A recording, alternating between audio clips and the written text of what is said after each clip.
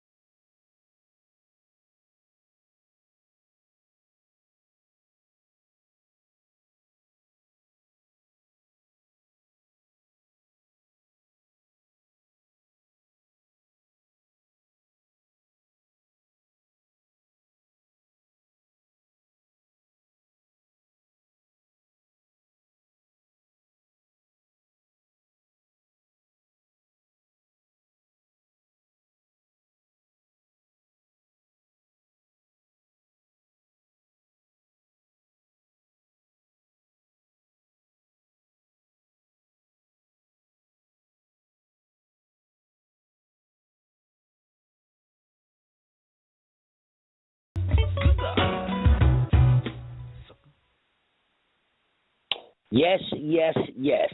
This is another episode of Wake Up African People, and this is the Truth Doctor, along with my co-host, Brother B. We are here tonight. The name of the show is UMAR Johnson is Officially a Fraud. Now, UMAR Johnson has been presented documents and papers and requested to show his documents and papers by scholarly people, educators, and the likes of all type of citizens wanting to know about where's this money going to that he collected from the people. Is he really a psychiatrist? Is he really Umar Abdul Muhammad, or is he Umar Abdul Rashad Johnson, or what the hell is he? Is he a Shoemaker? Is he Jermaine Shoemaker? I mean, what is this guy? Who is this guy? Tonight, we are hoping to find out.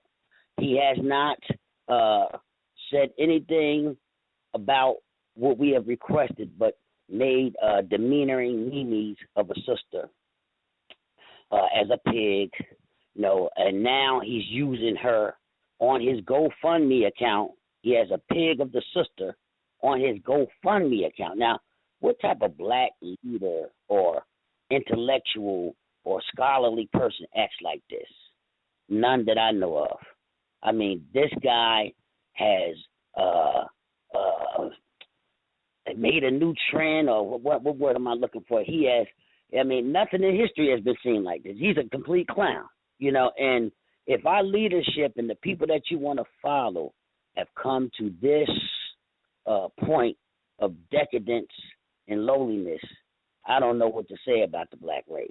I mean, the people that outright follow this guy and outright come and attack people who's trying to tell you and warn you that this guy is a charlatan and he's not who he say he is. He's not a real doctor or anything. I mean, the average person, and I've heard this, thinks that this guy is going through a nervous breakdown, that he's completely insane, that he has lost his scruples some type of way.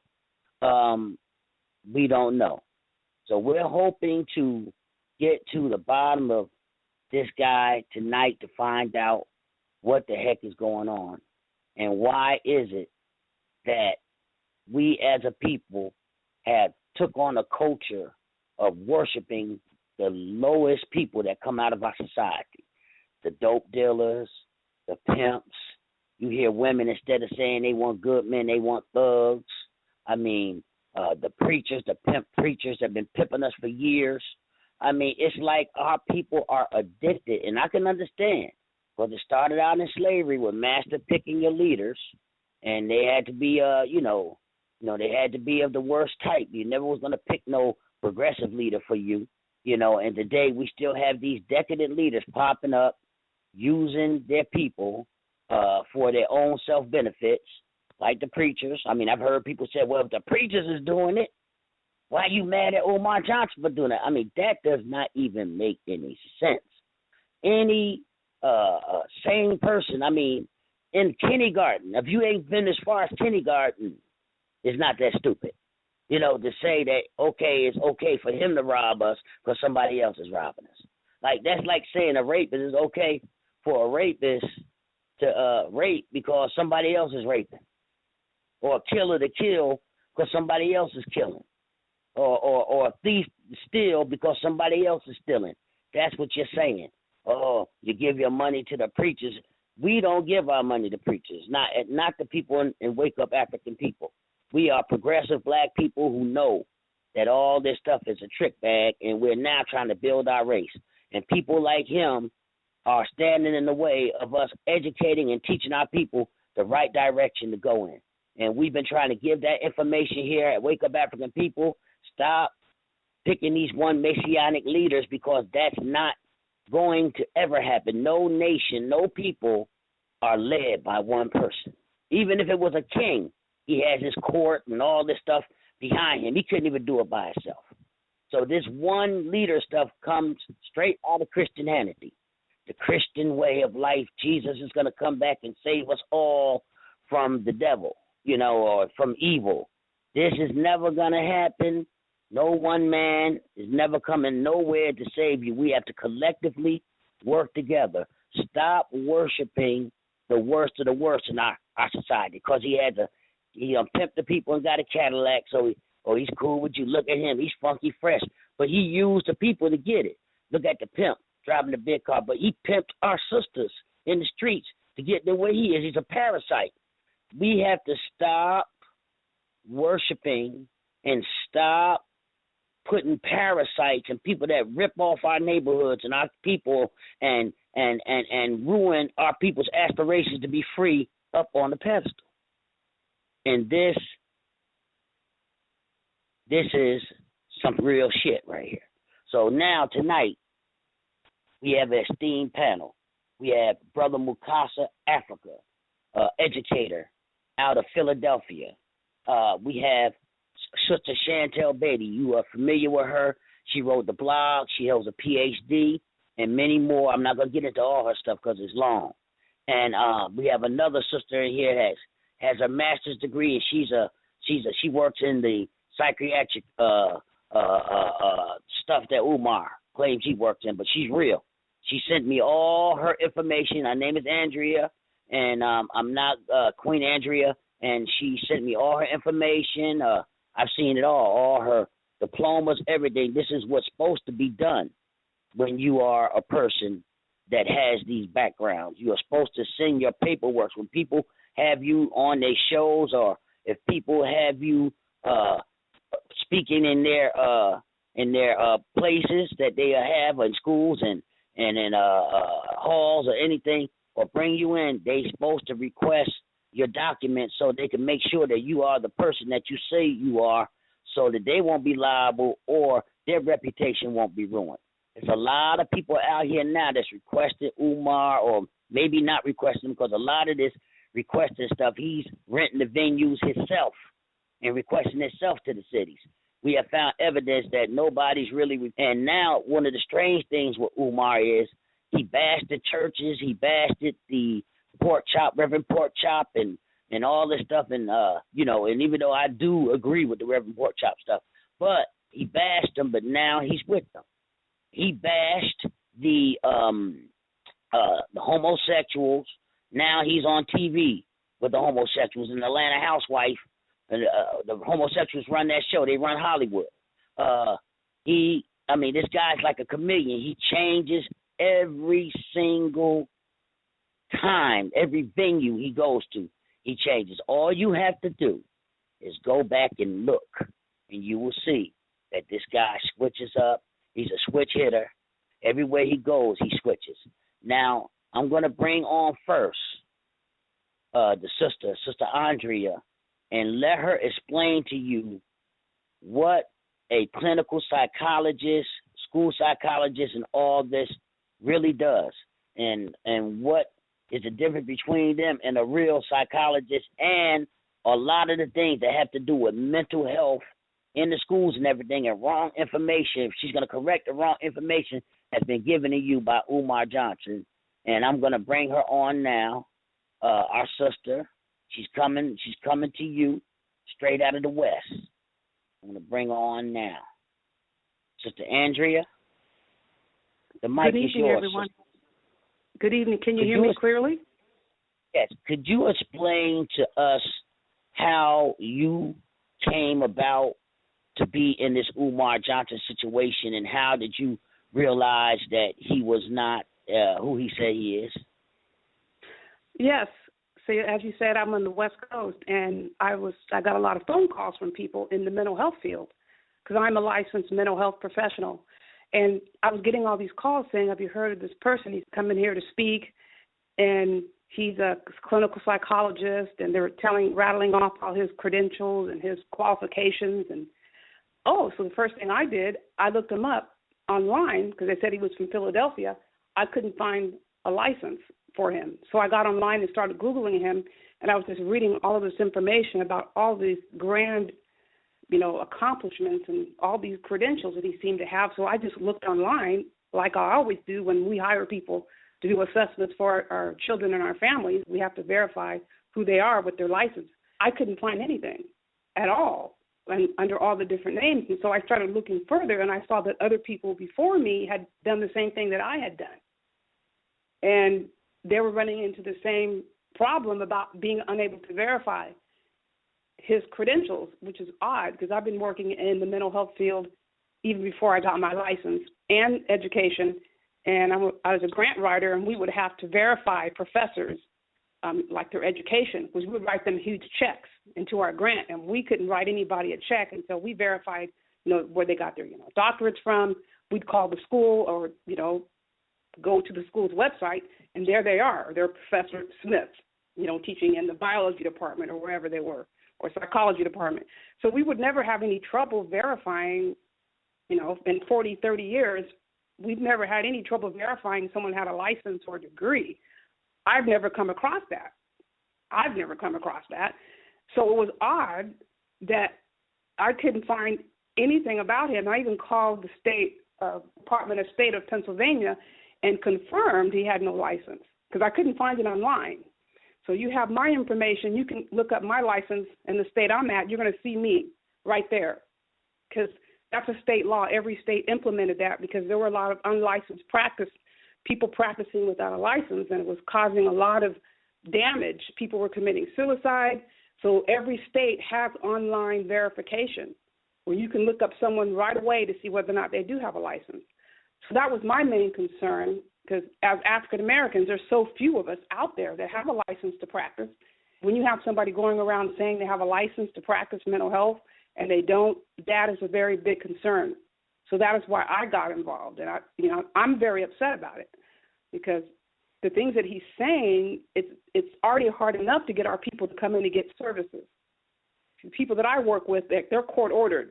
I'd say about 65% of them have to come to get services, or they don't get off parole, they don't get their kids back. So it's already hard enough to get them to come in, and then you have people out there who don't even have a license and saying the most outrageous. I don't even know how to. I was so shocked to hear some of the things that he was saying. I was speechless. I mean, you just don't say those kinds of things if you are a professional, responsible person. You can have a personal opinion. We all have our personal views, but you do not get on any national stage and you do not denigrate any protected class of people. Now, the protected classes of people are based on gender, based on race, based on sexual orientation, religion, age, health status, like if you have cancer, HIV. Those people, according to every law under mental health, are people that you cannot denigrate. You have to treat them in a certain way. You have to get special training to be able to help them when they come to you. It doesn't matter your personal opinion about these people because you're a professional. You can go home or you can go to your own colleagues and process your feelings, or even go to your own therapist if you have one to say, you know what, this happened today, somebody is this and I don't agree with it. Process it professionally so when that person comes to you, you're in a position to help them because it's about that person. It's not about you. You're in the helping profession, okay? For him to get up there and the way he talks about, I feel so bad to hear the people calling them names like pigs and maggots. And if he had a license, it would have been revoked by now because all someone would have to do is call the licensing board, and they would go online and see him, and then you'd be called in up on your license. You'd have to go down to the board, and you'd have to justify why you get to keep your license, and then they would take you through this whole huge, evaluation about should you be licensed, and then they would decide whether or not you could keep your license, and if you do, you'd get put on probation for like 3 or 5 years, or they would just revoke you. They would just outright revoke your license. And I feel, based on the things that he is saying, if he had a license, it probably would have been taken by now because he's like involved with dual relationships, telling people, I won't help you unless you pay me, which is completely unethical. He can only have one relationship with a client. That's client-therapist. Like if you get paid through insurance or they pay you directly or victims of crime, however you are paid to help that client, that's it. You can't say, donate to my school, because that's dual relationship. That's exploitation of a client. When he was speaking about, don't call me if you're not going to ask me for help for your child if you don't donate to my school. Did you donate to my school? Okay, don't call me then. Don't ask me for if you care about people and somebody calls you and they don't have one red cent to their name and they're desperate for help, you were supposed to either help that person or get them to someone who can help them. You don't ever leave somebody hanging like that, ever. And that is unethical. It doesn't mean you should go broke and help everybody that doesn't have money to pay you, because that doesn't make any sense. But you should pass that person off. It's called a warm handoff. Get them to someone who can help them, okay? But to say, no, I'm not going to help you unless you donate to my school, I couldn't believe what I was hearing. So those are the kinds of things that I knew right there I knew before, but that's even confirming even more that this person is not a professional mental health provider, because you just would never say anything like that to somebody. You just wouldn't. Yeah, and our people seem to like it when people talk to them like that. I mean, it's like sadistic. I can't understand, how do you respect somebody that talks down to you like they're up on some type of high pedestal, and you're like a bunch of little children sitting around, grown folks sitting around being lectured to, by this guy telling you that if you don't give him no money, don't call, or if you don't have enough money, he's gonna hang the phone up on you. Even if you're a mother along with your child, he's not a vanguard of the community, because if you was a vanguard of the community, you would never say anything like that. The Black Panthers didn't say if you ain't got no money when you come for their morning breakfast, you ain't gonna get no meal. You're right. It's like our people. You're right. Sorry about that. Go ahead. They fed everybody that they could. And I mean, like you said, even when you go to anybody with mental health issues or everything, even if you didn't have any money, it's facilities that take care of people. They don't want people walking around completely insane. That's dangerous. They have places that you can be referred to. And, this guy, for our people to hear this stuff and don't check it out and don't talk to nobody or even try to reference any of the stuff that this guy's saying, is sick. And I just want to say this one thing, and I'm going to let you keep on with your story. The guy just came to Flint, Michigan, right? Mm-hmm. And Flint has a disaster going on with the water. The water is poison. You can light the water. The water catches on fire when you light it. And this is what they had the people drinking. So people taking water, people in Detroit, a group called New Era, and different groups, a Detroit Water Brigade, and all them people, different people, churches, and all kinds of organizations been taking water to the people up there. UMAR Johnson goes there to give a lecture, and he brings not even a droplet of water, for the people. And he goes back and brags on his page, on his internet page, how he sold so many T-shirts and hoodies out there, but did he donate the money?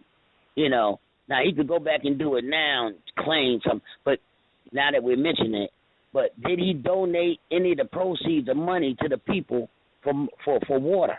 Or did he just leave town with his sack of money for selling his shirts? And that's what it sounds like anyway, because if he would have done that, he would have put that up for publicity, because he's a one-man publicity stunt. Go ahead, sister. It's really, I can't tell you, because I don't know him personally what his motivation is, but I do want to say that I've gone to, somebody sent me, I can't remember what it was. Oh, he had sent something about somebody that was so insulting, personally insulting, and I just couldn't believe what it was. He was calling somebody, it was an animal. I don't remember what kind of animal it was. I didn't even know what to say. So I just clicked on the link. I guess it must have been Tweet or Facebook. I don't remember which one it was. Twitter, because I don't use either one of those. And I clicked it on, and I was bombarded with all of these advertisements. It was like a Walmart. It may as well have been Walmart, but the only product being sold was him. All these dollar signs about what he was charging for the next speaking engagement, and I'm going, okay, if you want to be someone who speaks, okay, I don't have any problem with that. If you have a right to make a living, I'm not going to knock anybody for making a living, but you can't say that you are a clinician and you're charging clients to come and see you speak. So make up your mind, what are you? Are you a public speaker or are you a clinician?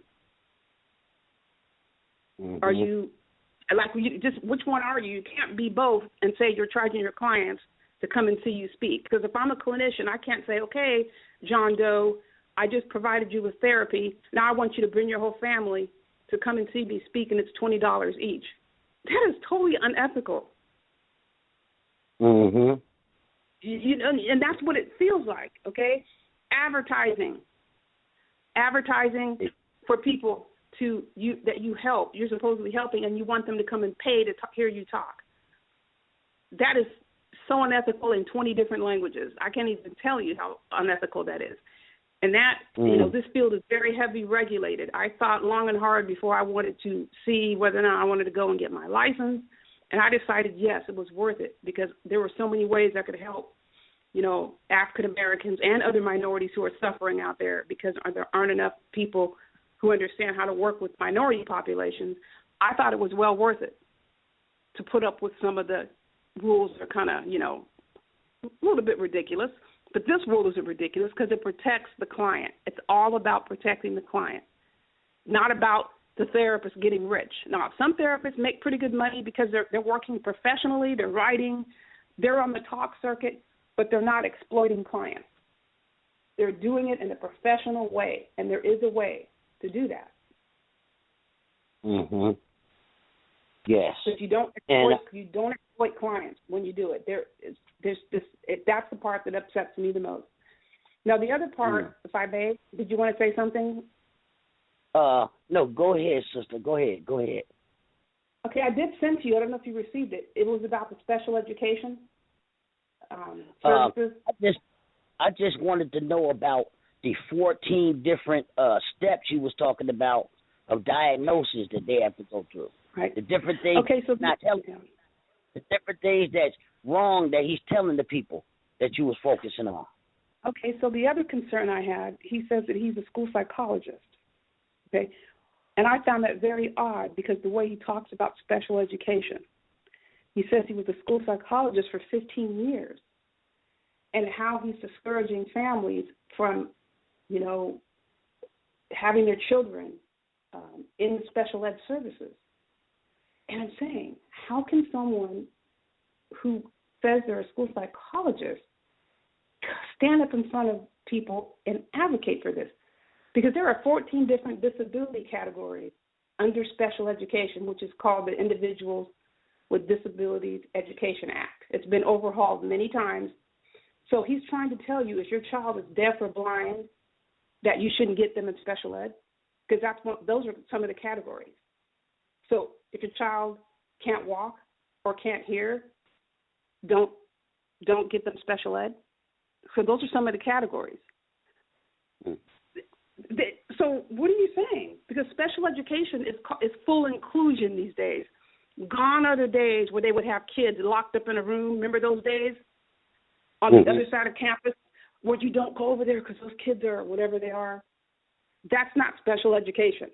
Special education is full inclusion where teachers come into the classroom to help everybody, and they know who is supposed to get what specific service. So they come into the classroom to provide that service. Now, there are some times when you pull children out because maybe they were gone the day before and they have to get special help with something. But the services are called full inclusion now, where the teachers go in the classroom. So the idea is keeping the kids in the classroom. So let me ask you a question. Go ahead. No, go ahead. Let me ask you this question before you go past that. Can you go outside that discipline as a licensed person that works inside that field? What do you mean by? I'm not sure I understand your question. Like 12 disciplines, right? There's 12 ways to diagnose. Can you go outside that? 14, I meant. Oh, okay. Let me explain. Okay, the purpose of a school psychologist, this is what he's also not explaining. A school psychologist is not a therapist.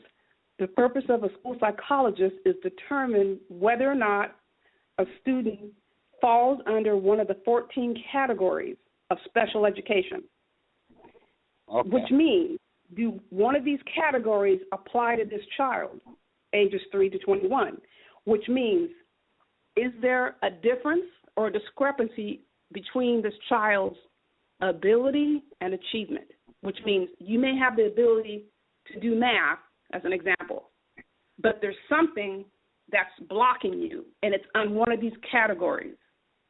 One of these 14 categories is stopping you from achieving in math, and I'm only giving you one example, okay? So, and you can only determine whether or not there is discrepancy between ability and achievement by giving assessments, standardized assessments, okay? Then you have to interview the family. You got to get medical records. You got to talk to the teachers. You got to review their background.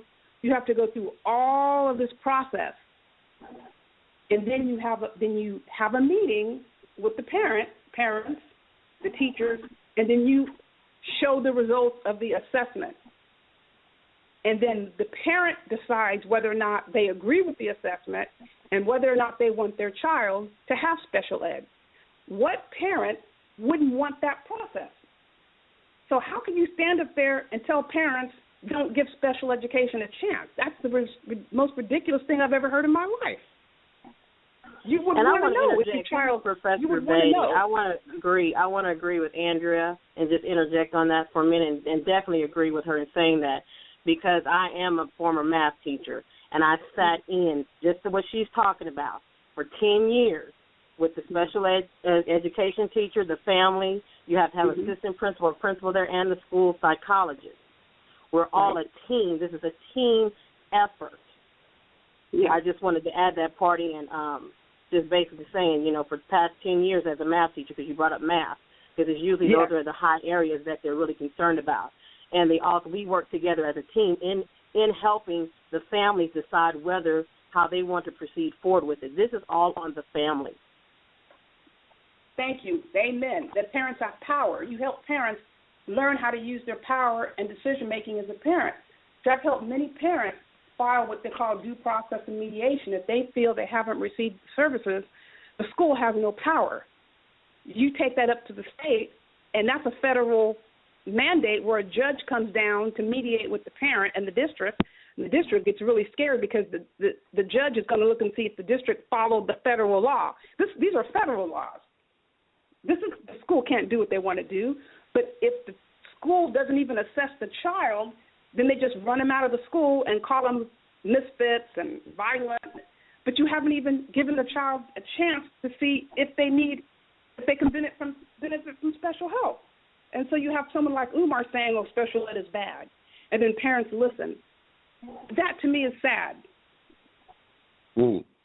Very sad. And if they are diagnosed, and it's under the American Disabilities Act, the IDEA Act, and all of that. So if they are diagnosed by a licensed psychologist who does make the diagnosis, the final diagnosis. If they are under that, they're protected, which means that any public school has to provide them everything they need. You have to meet regularly to do what's called the individual education plan, the IEPs for these students. They have to give them everything that they need to be successful in school. They can no longer put them out and say that their problem is, they don't have a father in the family, or because they're African American, or because they think that they have behavior problems, or they come from a single family home. No, the school, the state, the federal government has to provide for these children everything they need, even down to the curriculum, what they need, or they have to pay for them to go to a special private school to receive that. You're right, but here's the thing I wanted to clarify. They don't call it diagnosis. They call it qualifying disability. Now, the only time that we'll call it a diagnosis if it comes under other health impairment, depression. But if it's orthopedic impairment, multiple disability, it's called qualifying disability, primary disability. So when he's saying, I know we're just talking words, when he's saying diagnosis, he's acting like he's diagnosing like mental health. If you're a school psychologist, you're determining the primary qualifying disability. Correct. That goes under OHI. Okay. Yeah. Right. The OHI. Yeah, you're right. No, you're right. OHI. It's OHI. You're right. So under OHI, that would be diagnosis, but that would come from a doctor. He wouldn't be able to determine that. He could say the person has inattention, but a formal diagnosis under mental health would have to come from that child's physician, okay, to say the child has ADHD. He couldn't do that. He could talk about what they're showing. So if a child's parent brought in a letter saying Johnny has ADHD, then the school has to accept that and determine whether or not it is impacting Johnny's achievement. But too many schools just rush it through because they don't want to deal with it. This is true, but the parent has to be told to put the brakes, the school to put the brakes on it. And then when the school realizes the parent knows what's going on, then they get scared. But if the parent doesn't know what's happening, the school can run over the parent. Chantel, I'm sure you've seen that before, can run them over. Oh, yes, exactly. Okay. Oh, the parent I was one of those parents. Yes. I was one of those parents, okay? Yeah. The state has to do exactly what the parent wants.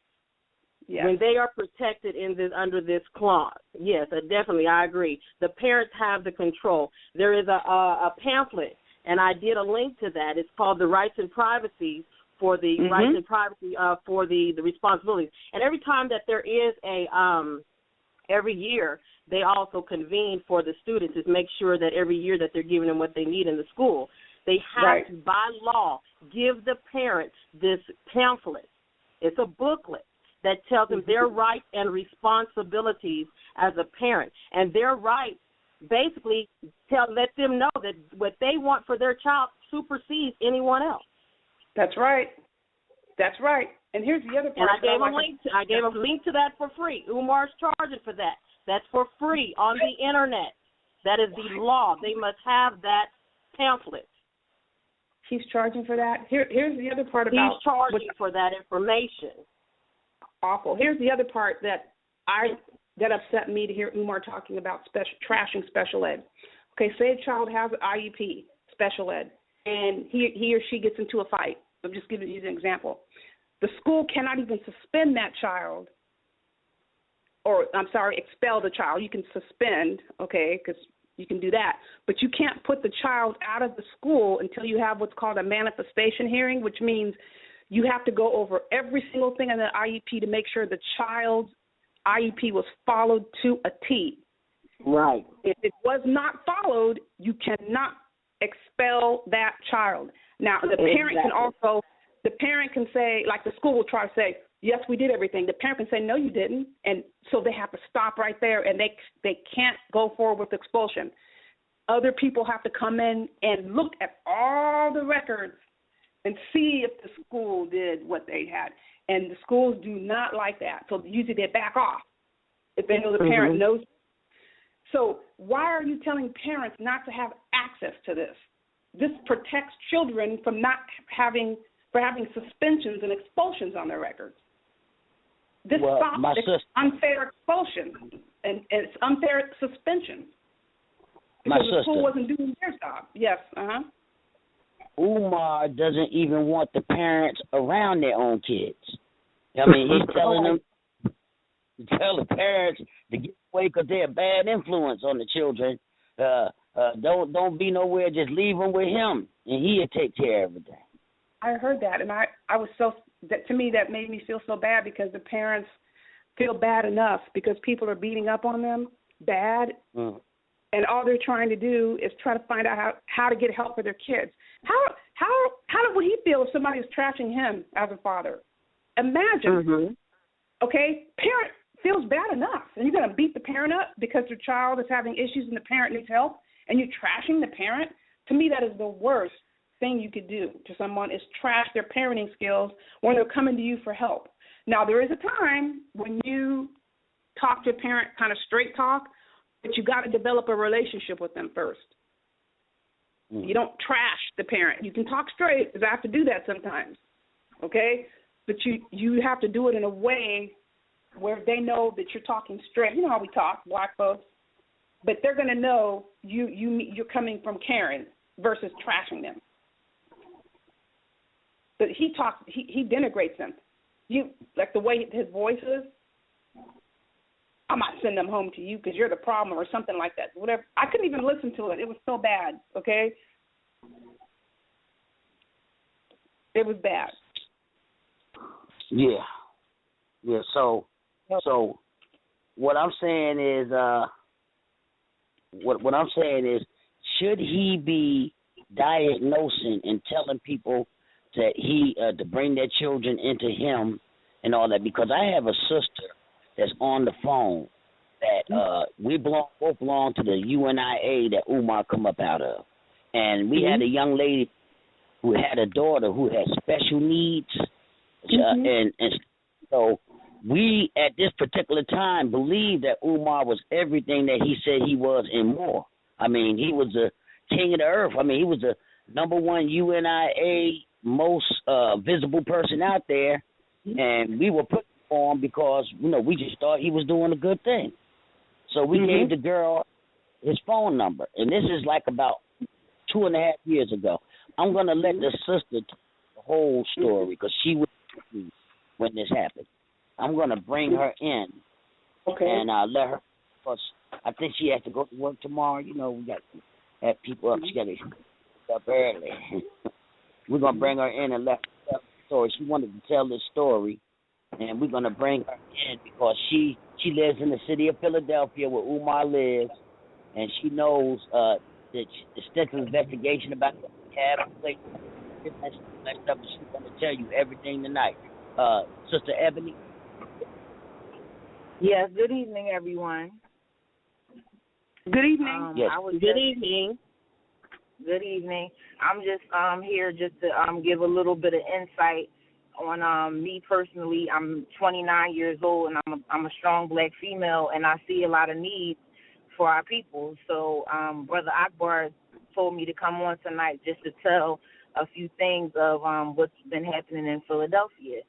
So we belong to the UNIA just up to now recently until further events pulled me away. But I still do my own black activism, you know, talking to my friends, my family, you know, people that's willing to hear the good word.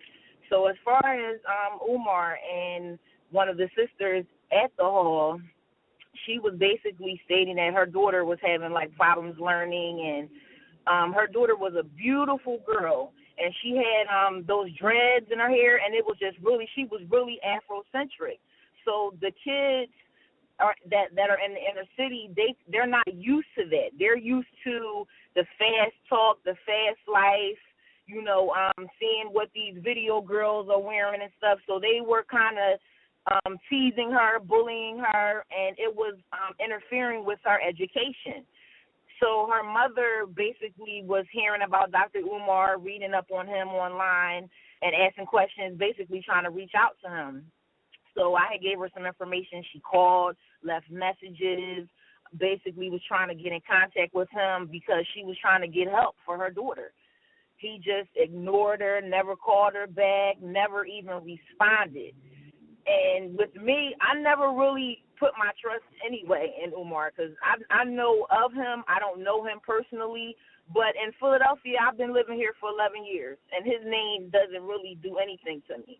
I'm more in my city doing more activist stuff than he will ever be. You know, he claims that he's going to all these different places having speeches. I would never pay to hear him. I would never pay for any of his books.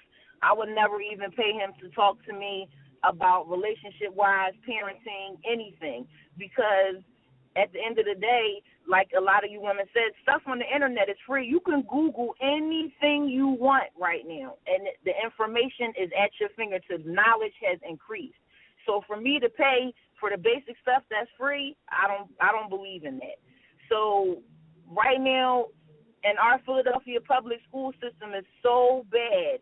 They just announced on the news that they don't have a budget. After January 29th, they might not even be able to make payroll to pay the teachers for public school education. So now they're trying to make all of the schools charter schools, which is good, but it's bad at the same time because that means a lot of schools will be closing down and a lot of the children will be bused to different schools. And the schools are overcrowded.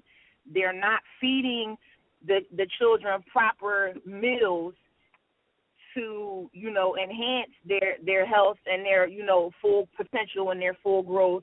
And it's a whole bunch of basically a lot of brawls in the city because you have different territories like West Philly, North Philly. So when you combine those two together, the kids can't learn because they're so stuck on who's from this place and who's from this side of the city. So that also hinders the learning process.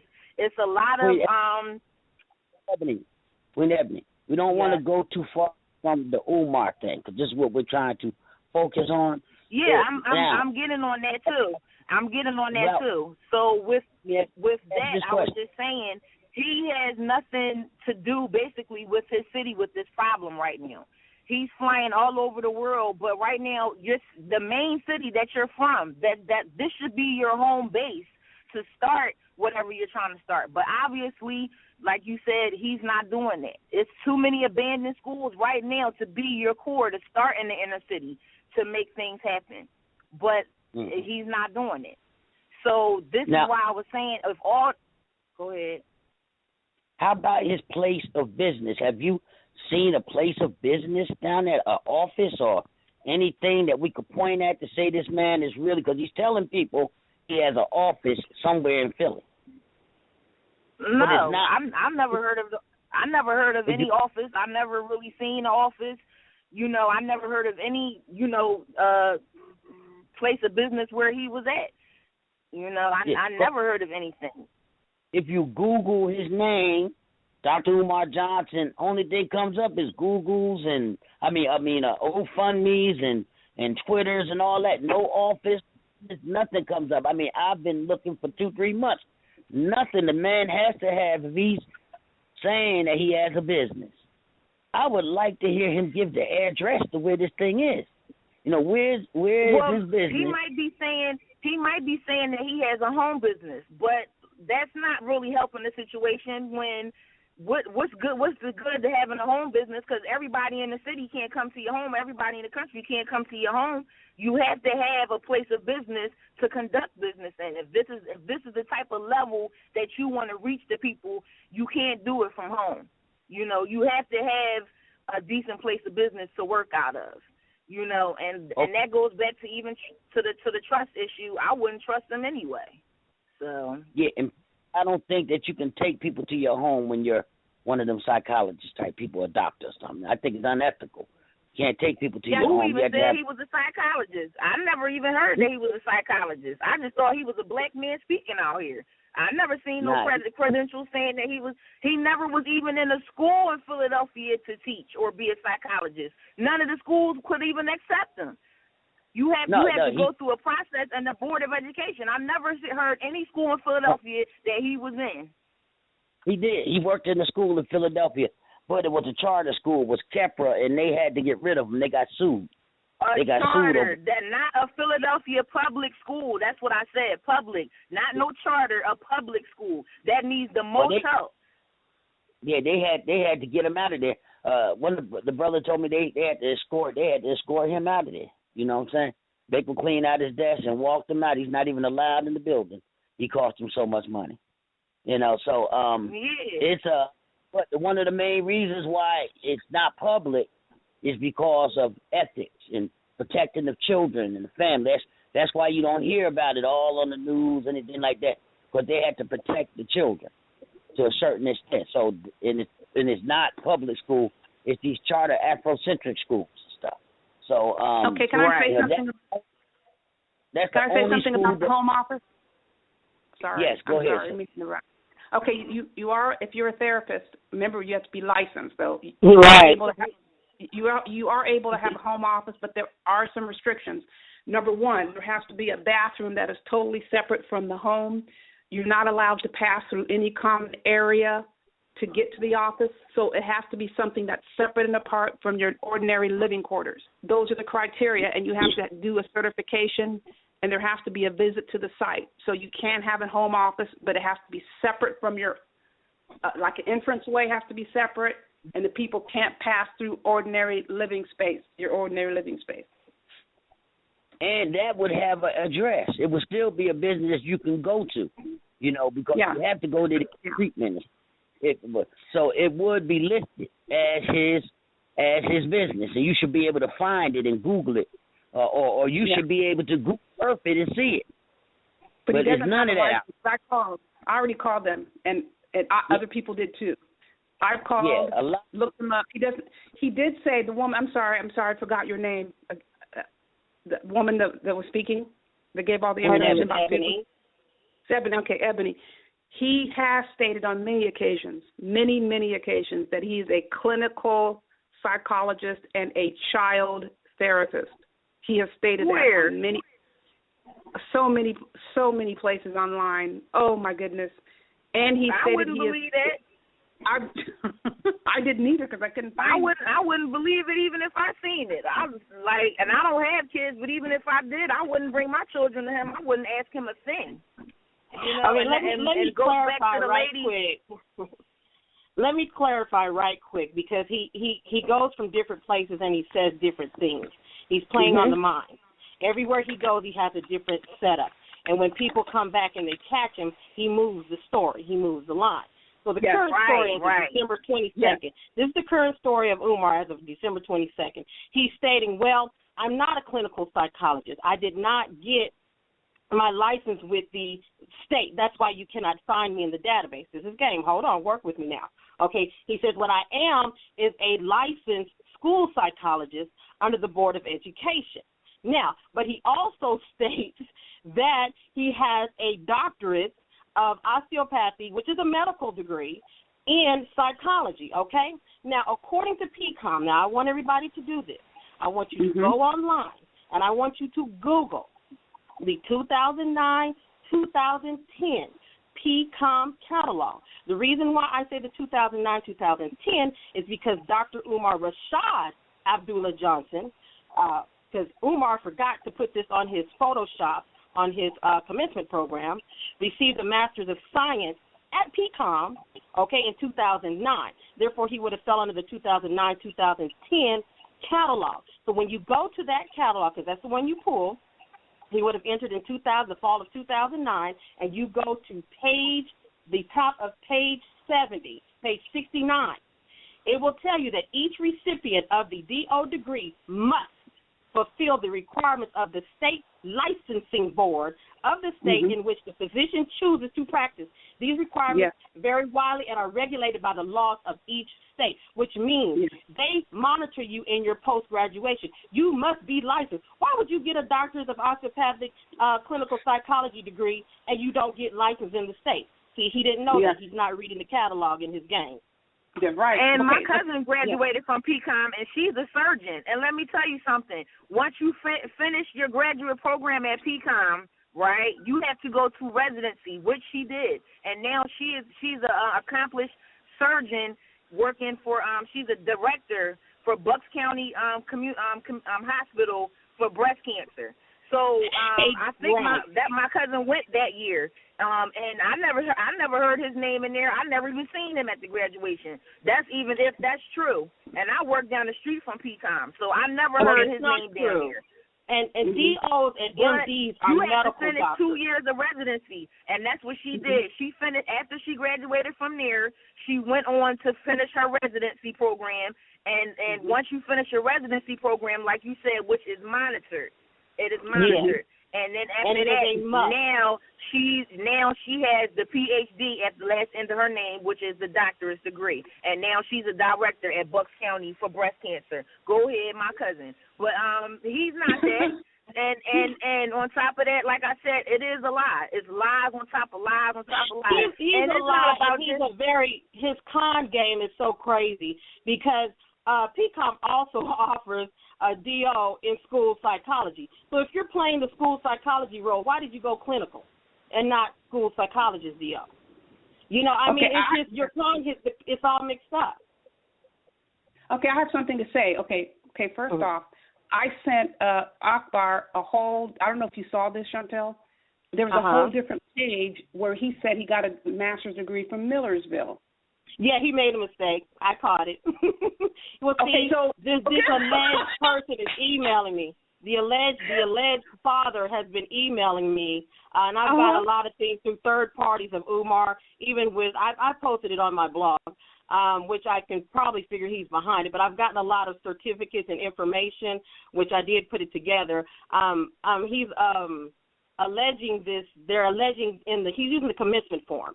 And I don't know if, Andrew, you knew that he was charging people. He did a show where he was it was talking about bottom feeders. So he was addressing the bottom feeders, and at the bottom feeder show he was going to reveal his commencement program. Well, somebody sent me in the email, an alleged parent sent me an email of this commencement program. It's like, okay, dude, it's like so many errors on here. You forgot to put the MS of psychology at PCOM. You said you got an MS at Millersville. I mean, it's Photoshop. I mean, you got Jessica Avant on there. He's got so much stuff that's I mean, I have the full dissertation. That's all I got to say. I have the full dissertation. Let me clarify. I have to clarify something. I wanted to clarify. I'm talking about an interview that he did himself, and I actually heard that on YouTube, the interview a while back, but this is the actual word-for-word interview from his own mouth, not that someone told us. And Akbar, I sent that to you. Yes. I sent, but I'm not good I can post it. I'm just saying, Chantal, if you want me to post that on your website, I can do that. You want me to do that? Yes, we're gonna post it later on because we have I'm too saying, much to read. This is an interview. I know it. This is an interview. Yes. We'll take the transcript. Yes. Yeah, he actually interviewed, and he gave some very specific dates about when he got a bachelor's degree, but he didn't say where it was from. And then he said he got a master's from Millersville, and didn't even mention PCOM. How are you not mentioning your doctorate degree? Isn't that some accomplishment if you got it in 2010? I've heard 2010. I've heard 2012. I heard 2008. All I'm saying is this. I've been doing this for 30 years and never have anybody refused to give a document. If he is not posting stuff online, he's fraudulent. I know why he's not posting it online. I know why. Because people who have a degree, who have seen degrees, know what to look for if it's fraudulent. If people in the community who don't know, and I'm not putting them down, if they don't know what to look for in a degree, they'll look at the degree and say it's legit. He's only showing just thinking a commencement program is enough information. And I posted the regulations. You can just go straight to PCOM. PCOM tells you, they'll let you walk across the stage with a mock diploma. You have to go and pick it up. This is PCOM. You have to go pick it up in the records department. And then there's a special ceremony for the commencement, for the conferral for those of the doctor's degree. It's even different. So, he doesn't even know how it goes, which is why he's been busted. Well, he's not the first. He's not the first person to be frauding the people. He's not the first, and he definitely won't be the last. It's a whole bunch of different crooks out here trying to, defraud the people and let people have false information with lies and deceit. So and Ebony, you're right. You're right, Ebony. I want to say something beware. Right there. Yeah, we have to just teach our people to beware of stuff like of these type of people that's preying on the weak knowledge and the weak-minded hearts. Because, like you said, an average black person that's not into basically higher level knowledge is not going to know these things to pinpoint it out, like you said. They just he's speaking some real truth, so he must be believable. But we know the truth. But they're just they're thirsty for this knowledge. So whatever he's saying, they're going to drink it up because they're like, wow, I never heard no one say this before. I never heard anyone in my family or friends or in the streets tell me this before. They're thirsty, and our people is hungry for this knowledge. And it's not their fault. This is why we're doing this show. And this is why a lot of us who are certified educators, psychologists, and doctors, that's why we're standing up to give you guys this information. And we're also taking attacks from people who don't want to receive it. You're 100% right. We know you don't know this information. We know a lot of people don't know this information. That's why we're putting ourselves and our in this here mix. And I said we're putting ourselves on the line because I've been getting a whole lot of attacks on Twitter and everything. The dude done made a meeting with me and Miss Piggy. So I'm saying, and it looks bad with my company as well. So the thing is, we're putting ourselves on the line to let the people know. And what I'm telling you, this is what I'm going to tell the people, and I've said it in my blog, okay, because of just what Ebony said, because there is so much fraud, okay, and based on credentials, based on identity theft, and based on crowdfunding. When it comes to the credentialing, the only determination that any legitimate person would accept is a raised seal diploma or a raised seal transcript. Photoshop can do a whole lot to make it look like somebody has something. Yes. But those seals, like my company has a seal, and I mentioned it before, I keep my seal locked up in a safe. Those seals are highly secured. Only the authentic, authorized people have those seals. So the universities practice the same type of ethics. They'll tell you if that transcript, if you don't feel that raised seal on that transcript, If you don't feel it on that diploma, nobody is going to accept it and validate it. So, yes, you're right, Ebony. You're 100%. You have every reason to be upset because the people don't have the knowledge. That's what we're trying to do today, is to get that correct knowledge to you so that you know and you will no longer be deceived. So when somebody is coming and telling you, I'm Dr. So-and-so, you know, okay, I need to see your diploma, at least a diploma with the raised seal or transcript. I need to see some verification. If they're saying that they're a certified school person or psychologist, these are open record databases that produce this information. Yes. Okay? Okay. Let me chime back into my show.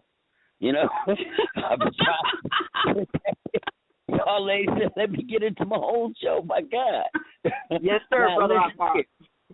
One of the main reasons that this UMAR thing is so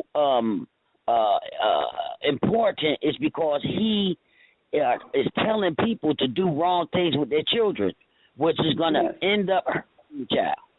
So this is why. I mean, it may be a drop in the bucket, but he's more than a drop in the bucket because he's dealing with children and he's using people's love and care and concern for their children as a way to get money. I mean, that's the lowest of low. That's like stealing candy baby or something, you know. And you use the people care for their children to manipulate them. This is some serious shit. Yes, it is. You know, I mean, as far as I'm concerned, you know, if it was me and I put some money to it, I'll be trying to go to one of his lectures to beat his ass. But, you know, you can't do it that way. I'm advocating that. Now, don't get me wrong. But, you know, I'm that type of, you know, so the thing is, he's a dangerous man. He's dealing with children. He's telling you to leave your children with him, and he's going to take care of it. You're no good. You're nothing. You're bad for your children. I mean, this guy is insane. How are you going to sit up and let a man tell you you're bad for your own children if you wear weaves, if you come in there, you can't come in there, if you got a weave in your head and all that? That means he's going to, as far as weaving, he's not going to have no children in there because most all the black women is wearing weaves and stuff. But I don't understand what business is his, what people do, he's never had and intentions. He got some nerve when he messing with strippers with full body wigs on. He needs to stop, please. He's never had intention on getting to school. This is just a hustle. This is the UMAR Johnson hustle. He's hustling these people. He's less and less is mentioned in the school. I mean, you don't even basically hear about the school no more. It was a big thing all across the internet, the school, the bus rides to the colleges, and all this other type of stuff. You're starting not to even hear about the school. Trying to get in contact now with the St. Paul's, not the school, but the students that first brought UMAR in to help save the school.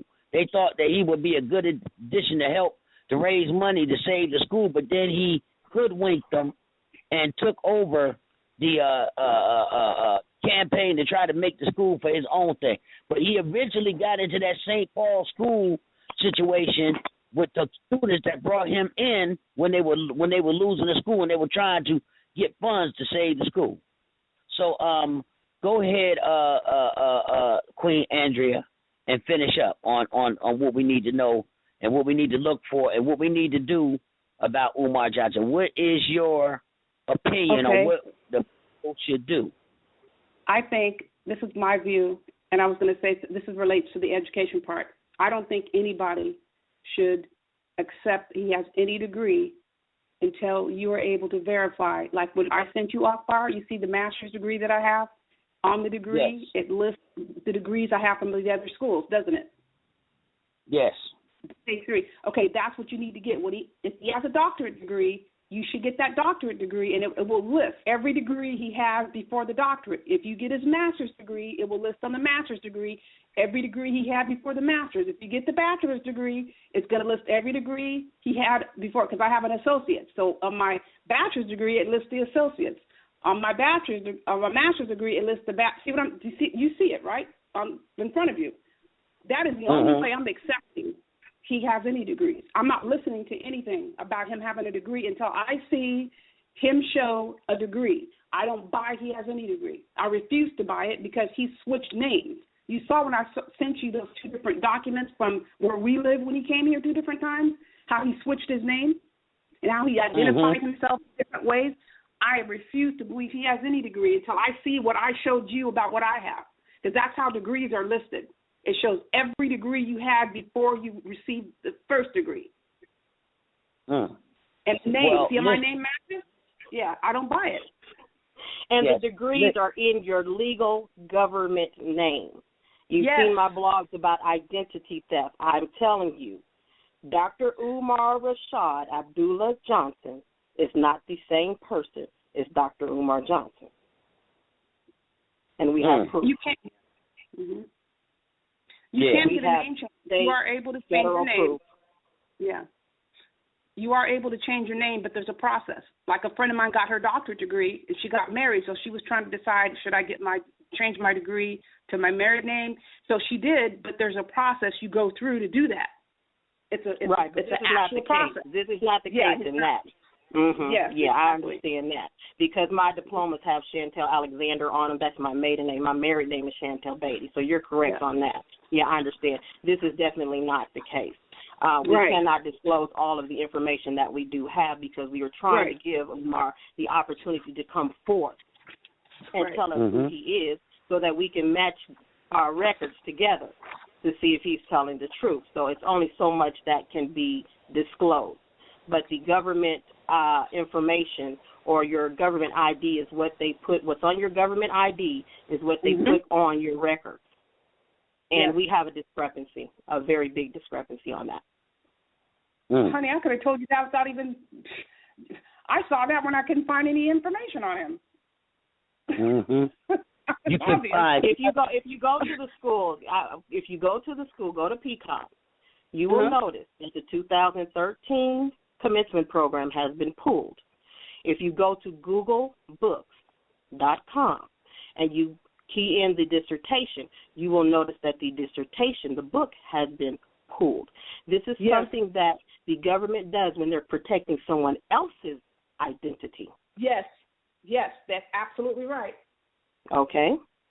Yep, I agree. I just think it's sad because people work hard to get what little they have, especially if you're African American getting through college. A lot of us get through college. I'm not speaking for everybody, but a lot of us get through college. We don't care about no commencement ceremony. We're getting out of there. I'm telling you, it's like, please, okay, you can keep that. That's right. You care about no commencement ceremony. I don't want no commencement ceremony after all the racism we've been through. Okay. Thank you. See, that's what the thing. That's why I was angry, because it's like it's so the percentage. Okay, when you talk about the doctors, the percentage of doctors in the world is 2 to 3% of the population. Okay, now you close that down to those who are of African descent, those who are African, or those who are called black in the system of white supremacy. Now you're talking about we're behind the decimal point in the numbers. Okay, and then we had to go through white supremacy and white supremacist tactics and white supremacy code to even achieve that. And then somebody just wants to step on the scene and say, bam, this is what I am. It's like, no. It's just like you were saying as a psychologist. Oh, no. We had to go through some real hard time slavery to make these achievements. That's right. But have you noticed that Dr. Umar, so-called Umar Johnson, I hate to say doctor, but so-called Dr. Umar Johnson never mentions the Black Clinical Psychologists, the Association of Black Clinical Psychologists. I never hear him talk about it. He must have to be a copy of them if he was who he says. No, because he stays away from people. Because we know we have a chapter here. He didn't associate with us here. He didn't come through because I'm a member. I'm an associate member because I'm not an actual psychologist. My license is in another field. Okay, but it's still a license. He doesn't come through us. Okay, because he knows that we would know right away that he's not a licensed mental health professional. We know. Chantel, I'm not an MBA. I'm not a business.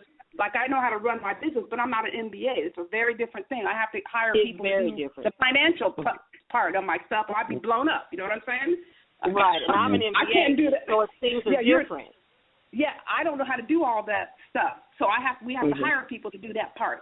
You know right away, I don't know what the heck I'm doing. Okay, I'm not going to pretend I know what to do with the money part. Okay, right, I'd be broke. Right, and that's what I meant about the money. You know, like I was saying in my video, the CEO on my board, she owns her own finance company. So if Umar, who is Mr. Umar, okay, because we do know for a fact that he's Mr. Umar right now. I'm just going to tell you and put that on record, okay?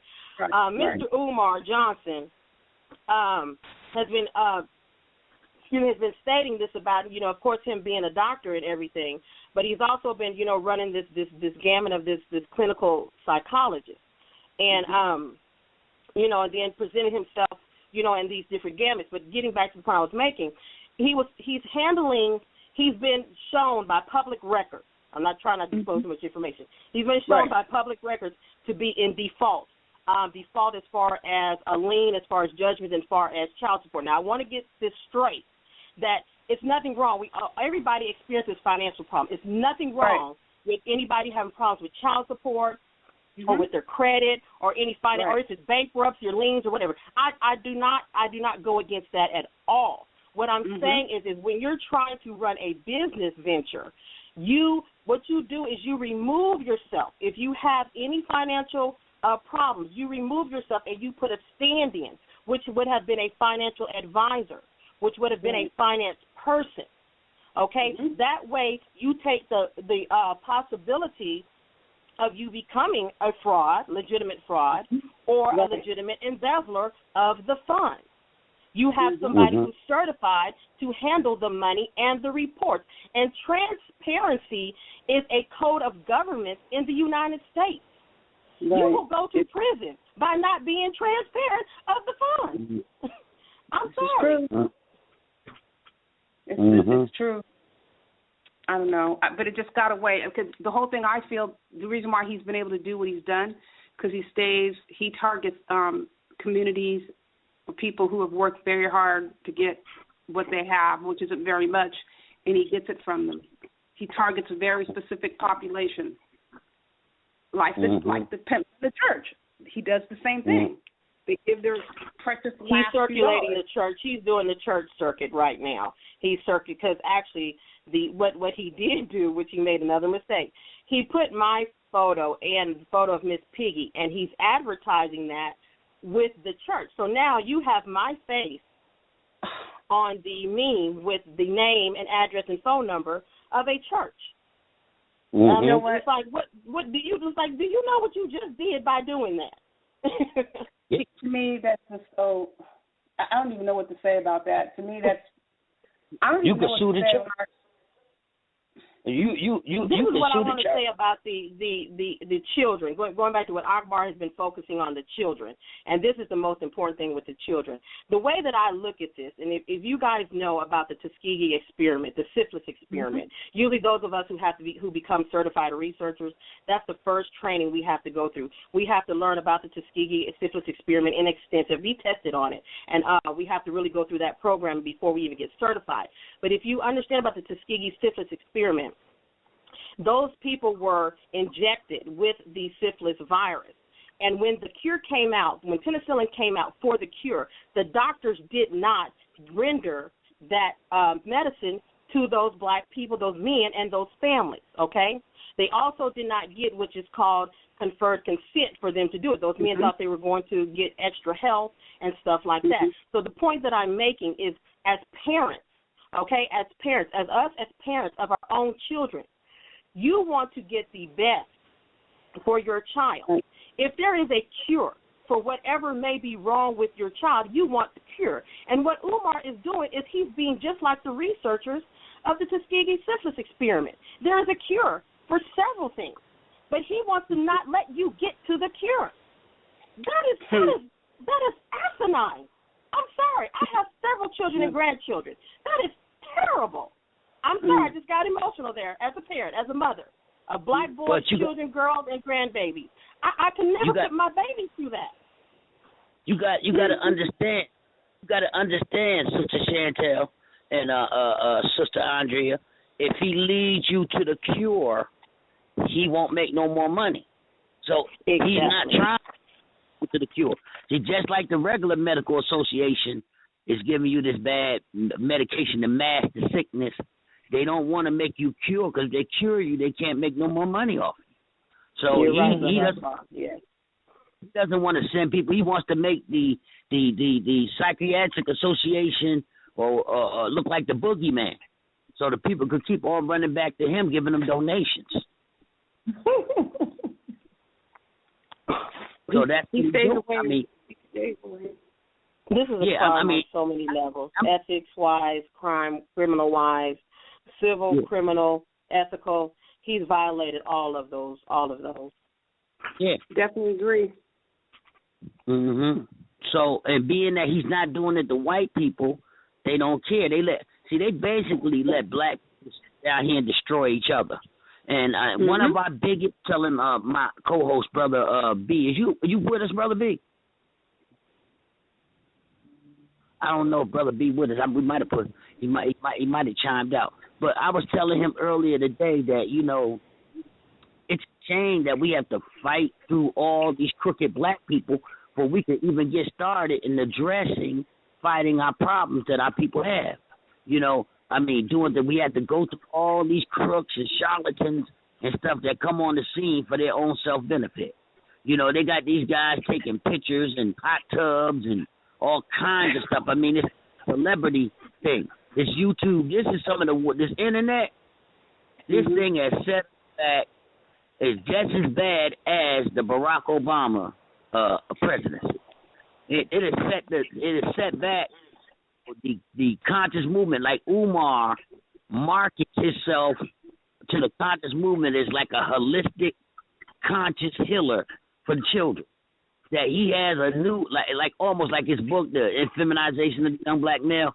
And I mean, that he has some special type services that can cure your children, you know, and from the ills of white supremacy has done to him. So he's actually using the white as a boogeyman to scare you about your children in order to fleece you for your money.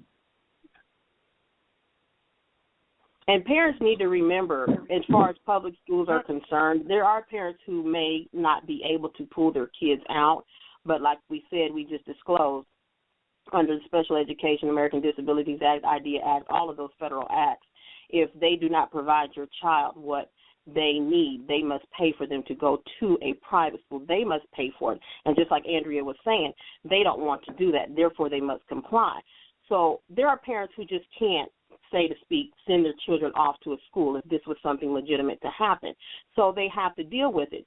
And they need to learn how to be able to fight so that their kids get what they need until they can do something different.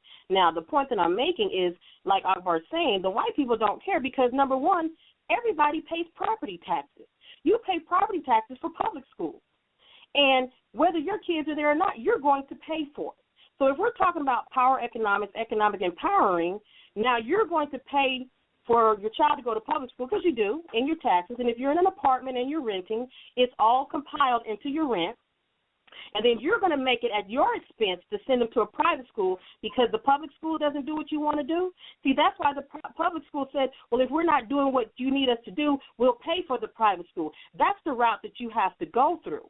Okay, that's just for some people. Everybody has their different ways of doing things and what they want to do. But there's some people who just don't have a choice to send their babies to a public school. And I'm basically talking to people who don't have a choice until they can do something different. So you need to consider that you are paying for these public schools in your property taxes, in your rental fees. We pay for these schools. Exactly. And I just let in a caller 1441. Do you have anything to say? Greetings, people. How's everybody doing this evening? Doing very well. Fine. Good. Thank you. Good. Thank you. What y'all, what we all need to understand and realize is the exploitation of our people is a multi-billion-dollar industry. And those who are involved in it, you know what I mean, they have a mutual camaraderie. Like, they can go into a public forum and act as if they're going against each other or these little cat fights they have, and then behind closed doors they're all hugging and yeah, bruh, and all that. That's because they want us to give this an illusion that you look at how ignorant everyone's acting towards each other. So whenever you challenge them or you question them, their sheeple followers will come and try to accuse you of the very thing that you're questioning the person who's doing these things. I mean, my concern has averted from all of these Dr. Feelgoods into their followers. Their followers have become more dangerous than actually they are, because one person is nothing. It's like I have a nonprofit organization. I also have my cousin who is also a doctor and a principal at a high school in Cincinnati, and he said he's trying to open his own charter school, and he said the truth comes out when he tries to open a school. He has to be who he says he is. There's no way around that. He said, and the sister who's a doctor herself knows that you can't, when dealing with kids and children, this isn't no circumstance of one man homeschooling some children that he gave birth, that he raised with another woman. This is a man actually opening a school, and he's going to have to show these credentials. So regardless if he has the bumpy paper or not, like my cousin said, if he don't have the bumpy face paper, he's in trouble, man. I mean, you're not going to have to. Right, you're not going to have to convict him or turn him in, and that's a lot of issues that we as black people have. We hide these crooks and criminals within our communities, within our organizations, because it's seen as betrayal, but we always ignore what they have done, betraying us. Leadership calls for a person to be who he says he is, and I have never in my life met a doctor who wouldn't be more than happy to show you the bumpy face paper. They work hard. You think, here, sir. Like DJ Khaled, I work hard. Like I'm going to send my child to you and you got a photocopy. Or you got some old mastered up whatever the hell, and if it ain't bumpy, I'm not. It better be, that seal better feel like Braille. So yeah. But to be real with y'all sisters and my brother, we have to stay together, because I'm telling you, their followers are man, they're dangerous. I've gone out and I've spoken in public, and it's like so if I asked you, you know what I'm saying, how can a brother say all of these things? I mean, I'm Frederick Douglass's grandson, and I'm a doctor, and I worked with medicine. I mean, I can't keep track of all of the things that he is. He's super Pan-African prince. And I'm like, this dude, he got mentality. He had an action figure out to go nowhere for a minute. You know what I'm saying? He actually made an action. I understand. I believe, I love confidence in our brothers, and when we can stand up and walk upright. But come on, man, you can't float though. Come down to. What my cousin said is, he said, man, a lot of these, like this so-called Dr. York Z, he's not a doctor, and I said he's no more doctor than Dr. Dre and Dr. Julius Erving. They're entertainers. You don't get to entertain us and then call yourself a doctor. They're hustling with knowledge into us. That's what Brother Satori still said this to me the other day. He said, man, in order to get the truth to people nowadays, our people, you're going to have to hustle the truth into them because they don't want to hear it unless you are being revered or you have some revered name or title. The truth alone is nothing. Even if you show them that you're a leader. Like, I'm going to get off of here and let y'all go back to speaking. Let me say this. This is what leadership calls for. Like, I'm a leader within my movement, the new Pan-African movement.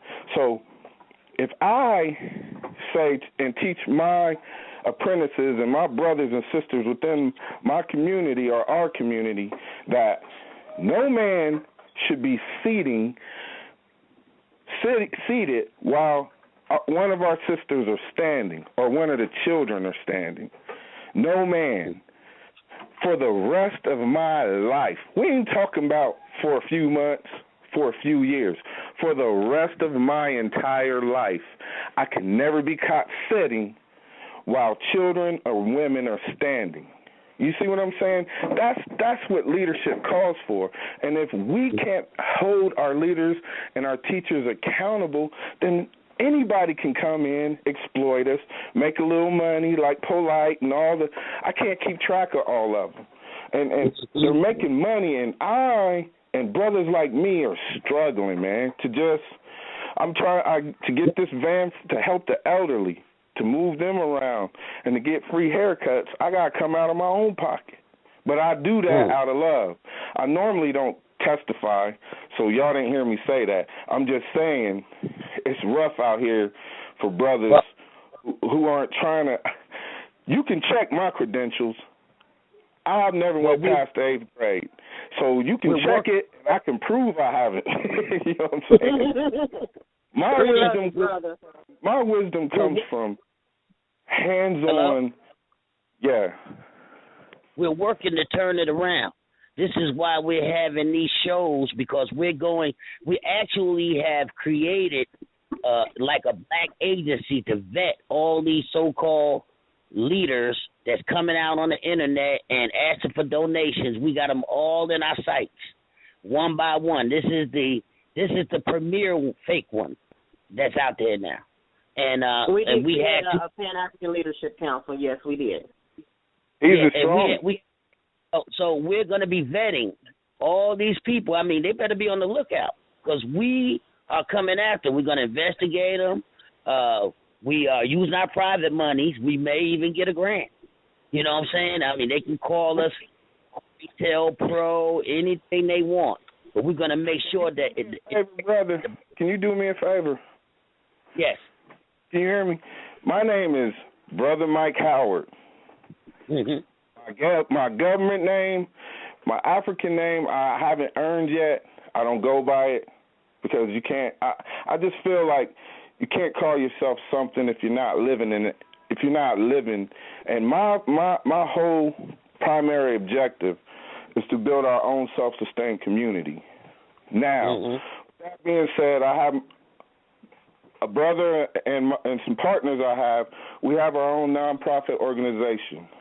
At the end of this, if you want to contact me, or I want you to investigate us thoroughly, because that also helps us with our credibility as well. You know what I mean?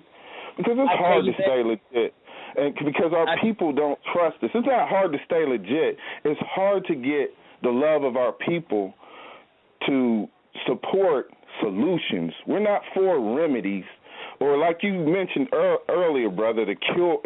They don't want the cure. I'm not with community activism. I'm not with marching. I'm not with any of that. I'm with buying land and doing something different, speaking different. I mean, going to different places. We have zero tolerance completely for polygamy and all these eccentric things that all of our people are wrapped up in, and they can say we're pushing them away. We're not pushing them away. It's what they've been doing systematically for over the past, let's say, 100 years. It doesn't work. It's time to wake up, do something new. But anyway, you're more than welcome to research everything, my background, my history, who I am, where I come from. I guarantee you I only have an 8th grade education. I guarantee you I've worked with children, and I was certified through classes, and you know what I mean? I didn't get a doctorate degree or any of that. I just went and got a GED and did what I had to do. But okay. I'm sorry, I didn't mean to interrupt you. Okay, can I just say something? I wanted to clarify. I don't want you don't have to discount what you are. The reason why we were talking about the qualifications is that UMAR was saying this in order to get people to buy in. My grandpa didn't finish 3rd grade, but he was a man of character. So it doesn't matter. You could never have gone to school. If you're working from your heart and you're caring about people and you're out there doing the right thing, that is more valuable than somebody that does have a doctorate degree that's ripping people off. So it doesn't matter your education. It matters where your heart is. So we're just upset that people are lying about where they're coming from and robbing the people blind that don't even have anything to begin with. So people like you who are struggling to do the right thing can't even get a grant because you got shysters like UMAR and company that are just completely taking the nation by storm, and they're not doing anything for our people. Tell me what one thing. Here you are giving meals to the elderly. You're giving meals to the elderly. What is he doing other than going around the world and collecting money, going into his pocket? Tell me one thing he has done to help bring me someone he has helped. Any of himself. Thank you. I like to thank you, sister, because I wasn't really belittling myself. I was really trying to put it out there to let everyone know that it doesn't matter what kind of scholastic background you have or where you come from. It's all about putting those boots to the ground and moving forward. I've worked with doctors and I've worked with people with degrees, and everyone in my family has one but me. I just made the decisions when I was 14. I didn't want to learn anymore from them. I didn't want to learn from Caucasians. From that moment on, I changed my life, and I just stopped, and I went to other, like Dr.Ben, I went to Dr. Clark, and I just was doing my own research, and I went around brothers that were at Wright State and Wilberforce, and they were tuning me on into who to study and speaking to professors at the schools, and they were teaching me. So I started this at 14, so I'm 46 now. And I'm an elder in the community, respected by those who know me, and revered by those like Dr. Umar, because I do not bite my tongue. There's nothing worse than these. Oh man, words can't describe it. Like, I don't know how you could be so unrighteous with a people that are being so downtrodden. It's just unimaginable to me. Like with the pastors here in my own community, and you just take money from any source. I don't want money from drug dealers. I don't want money from shysters, liars. I don't deal with the Farrakhan follower. I don't deal with any of them. They've proven to be. I mean, if you show yourself to me, and if I can prove it without any doubt, you're only and you start arguing with me. Why are you arguing and hollering? And I'm calm. Like, how can a man put? You go to the Million Man March. I watched it, and he puts all of the. I don't want to get too far off the topic, but he puts Elijah Muhammad's bastard children up here and tries to. What the hell is he doing? Let me shut up. Never mind. He's a whole nother.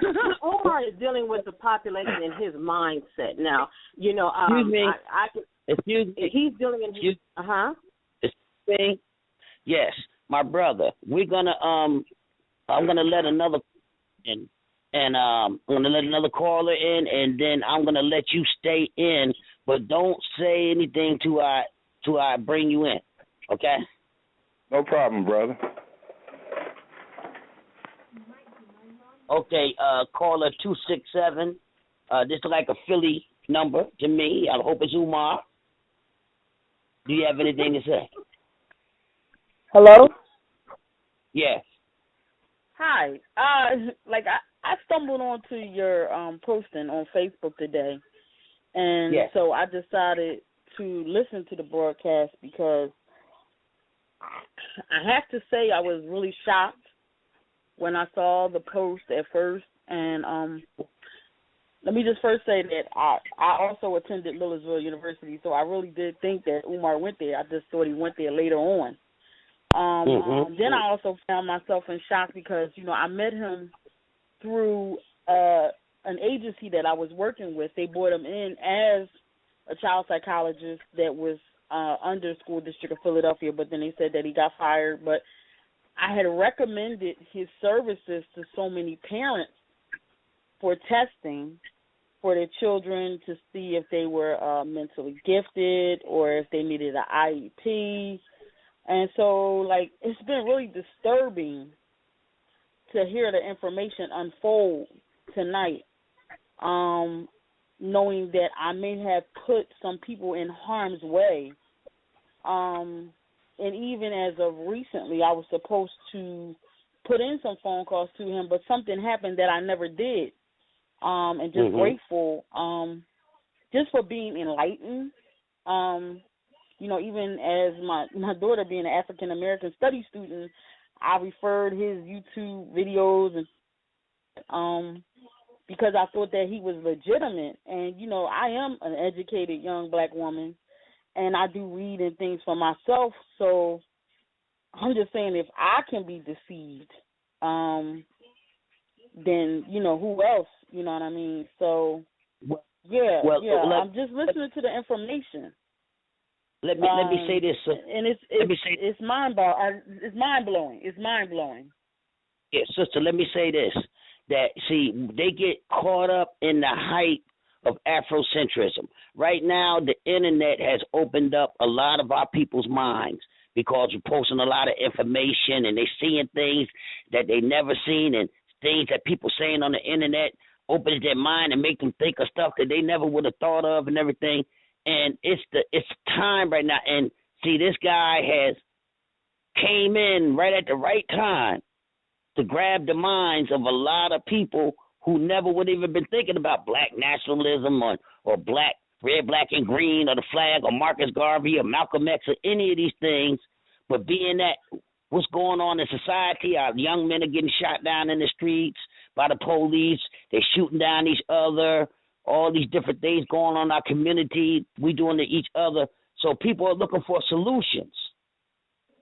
Well, I want to say, let me just say this part. I'm not impressed or never was by his nationalism or his blackness. I went to a school that taught us that.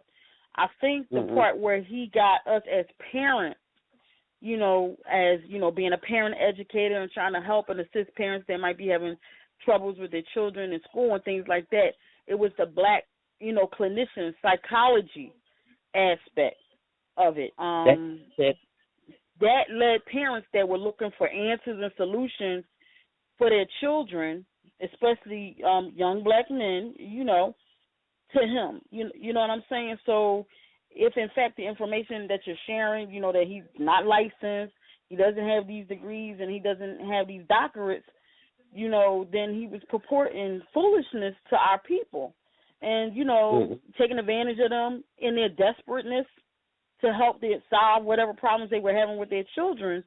So, that's the part that's just, not good, not good. What we did was, a lot of the other radio shows and things was challenging him, but they didn't have professionals. Like we have on our show, we have Michelle Beatty, who holds a PhD and other degrees in various areas. We have the sister here. She has a master's degree in clinical, I believe, clinical psychology, sir. Which one is it? Oh, my degree is in. Are you able to hear me? Yes. I can hear you. Degree. My degree is in.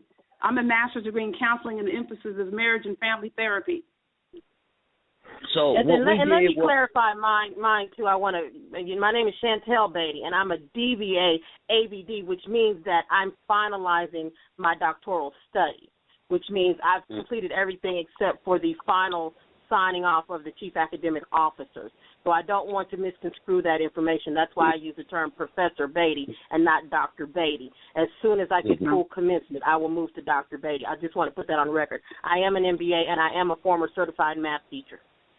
And also, can I say, it is very common, just one real quick, it is very widely accepted, and everybody is very proud when they hear the term ABD. It's very respected because everybody's pushing for people because they know how hard it is to work on a doctorate degree, so it's very esteemed to hear somebody say ABD. It's completely acceptable because everybody wants you to get your doctorate. So if he was ABD, he could say that for 5 years and people would understand because they know it's hard, especially if you're African American, to get that doctorate. So why be ashamed to say that if you're ABD? There's nothing wrong with that. But he says he's got everything. But, oh, well.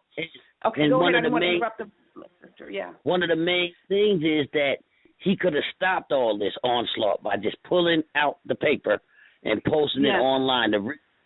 He could have made it available for the people to see, but we called his trump card. So he was using that fake commencement paper and everything, so we start digging deep, and the deeper we dig, the more inconsistencies we.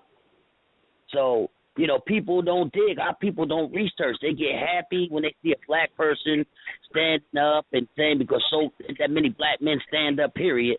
So when they see a black man standing up, so-called challenging white supremacy and everything, they get happy and want to follow these people. I mean, I've seen this guy had the bookstore down here in Detroit, and Nandy's Books, Nandy's Knowledge Cafe, packed for 3 days, in the room only. Right. Stand only. So the people don't know. They don't know. Can I quickly answer the question for Brother Mike Howard and the young lady on the phone? I just want to quickly answer. Brother Mike had a question.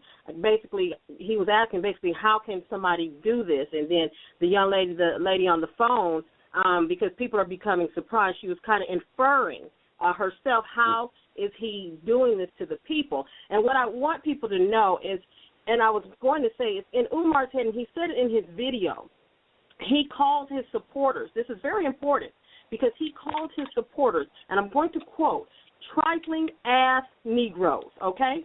All right? And so in his brain, he's dealing with trifling ass Negroes. So I'm doing this to trifling ass Negroes. The other word he uses is bottom feeders, okay? And the white supremacists, they have their certain words and codes. Bottom feeders is a code word from white supremacists. It's a word that they use to reference those that they call on the bottom feeders. Or in my specialty, it would be the bottom of the world pyramid, economic pyramid. Those are the people that they feel that are the lowest from the elite. And so that's a terminology that really raised the red flag with me, because that's a white supremacist term. So he sees his people as bottom feeders and trifling ass Negroes. He said this in his video. So that is how he is able to go to bed and get up and doing that. He's like, I'm just doing this to people who don't make any difference in the world on earth. And that's a shame. That's not good. That's not good. That's not good, but that's what he said. So that means that's that you're purporting the problem in your own community that you're indicting white people of. He's practicing what I call white supremacy, which is a term we commonly coin proxy racist. We've kind of recoined that word, but it's a tactic that the white supremacists used against our people, practicing it on a very good level. Is he refusing to come on your show and come to his own defense or explain anything, or what is his stance? Has he, when you reached out to him, what has he said, back? Well, he made a negative meme of the sister Chantel Beatty and of a pig, Miss Piggy, and her picture put together, and he made a meme of me and Brother Mukasem Africa saying that he was going to smack him and that I was a thirsty, dusty Philadelphia Negro who's jealous because he didn't let me be part of his team. And I'm Miss Piggy because I had extended full help of my firm if in that time I got involved of my international firm in helping him get this school, if that's what the people had wanted in that aspect.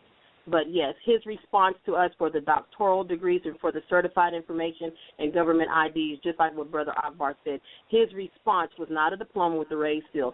His response was actually means of me with Miss Piggy, means of Brother Akbar, and means with Brother Mukasa, negative means. That's what he gave us.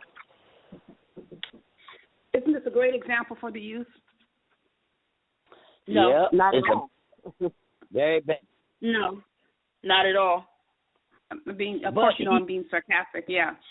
But he wants Would you access want your to children with that type of a man? Would you want your baby with that he type wants of a person? access to people's children.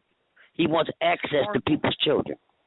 That's horrible. You know? Well, so you know, he alleges that he has, you know, been a psychologist, one of the two only male black psychologists in the school district of Philadelphia.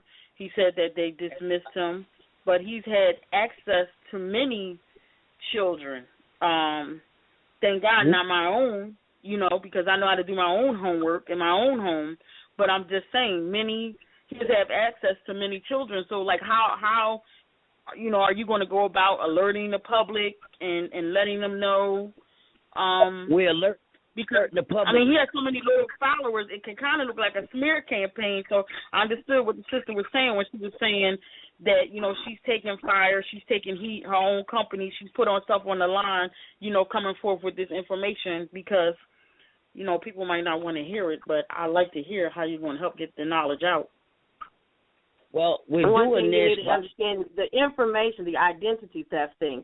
He's asking people all over the world, all over in different nations and countries. He's asking them for this school, for a full-blown resume with address, phone numbers, and photo. Okay? We're in an age where you must protect your information. And people are legitimately sending him this information. And that means he now has a lot of people's photo, address, phone number, and their full background in their CVs or their resumes. That is not recommended for you to do to an unauthorized person. That's via the FBI. That's an FBI. They caution people on identity theft. Right. And what we do is we encourage the people to use their own discretion. If they want to call the white man on them, that's what they're doing. What we're doing is we're warning the people so they'll know.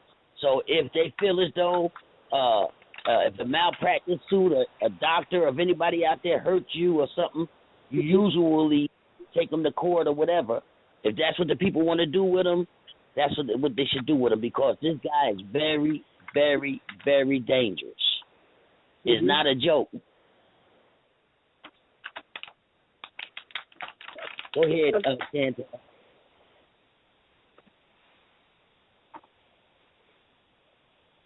Chantel? Oh, I'm sorry. I was finished. That was basically all I had to say. I just wanted the people to know and the reason why I'm saying that is because what I'm trying to get people to understand, because of the information that I put out in my blog, is they got to understand name variances of people. And just there are many Chantel Beatties. There are many Chantel Alexanders, okay? But there's only one Dr. Beatty or Professor Beatty, or only one Dr. Alexander. So that's the point that I'm making in this when I talk about identity theft. And also I'm just I'm making an assumption, or I'm sending people to the PCOM website because I want you to start looking at what they have started to pull down. And this is what people do when they're trying to protect the identities of others. And you have UMAR now requesting for more information from other people across nations. Right. ProQuest, PROQUEST, is the actual official clearinghouse for dissertations. ProQuest. That has the total, every single dissertation. I think they're even international. So you might want to check them. It's well, no, I've already done that. Let me tell you, I've done that, and I've already done that. I've spoken with the school. Okay. It's not in ProQuest. There's a reason why it's been pulled. Okay, when I say identity, protecting the identity of someone else. Okay, let me just give an example. Let's say that let's just use it as an example. Let's say that I have my full doctorate degree, and then there's somebody, and then I have a middle name. Okay, so somebody goes out that has a name that's close to mine, and they've seen my information that I have out on the internet, and they start using my identity, and then I say, hey, somebody's using my identity. So the school starts pulling all of that stuff down, okay?